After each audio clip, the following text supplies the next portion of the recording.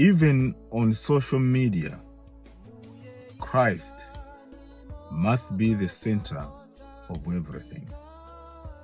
Chobechera cha masiku anosiriza chachikulu chimene tikumana nacho amayi ndi abambo ndicho social media. Alipo anthu ambiri amene pa nkhani ya sambaili la mchezo ndife akhristu koma timayiwala kunena kuti kodi monga Yesu Khristu adafotokoza adanena kuti ife ndife akalata amene anthu anayenera kuti akawerengemo. Kodi ifeyo pa social media yathu ndife kalata yotani, anthu akupezamo chikhulupiriro? Lero mukaona anthu pa social media pali makangano komanso kunyozana, kunamizirana, kunena zinthu zosiyana-siyana.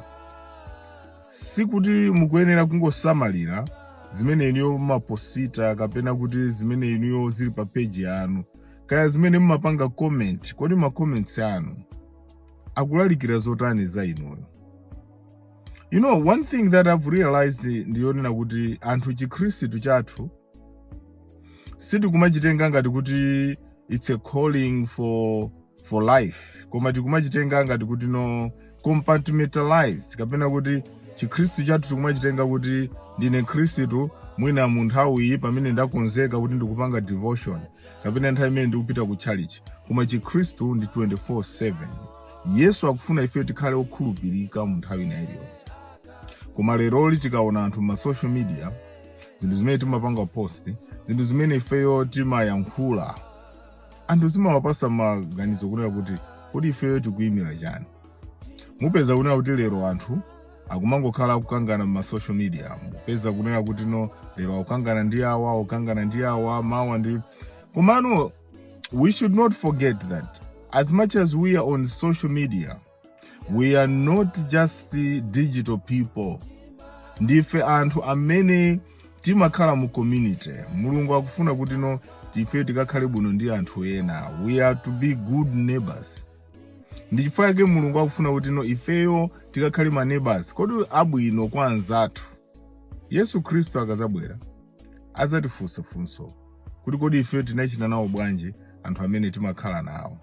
Anthu ena timayiwala tikakhala pa social media kati live muna kukangana ndi anthu kutani, koma timayiwala kuti no after live imeneyo timabwera mu social momwe muja mu social location imene ife timakhala ndikumapanga interact ndi anthu.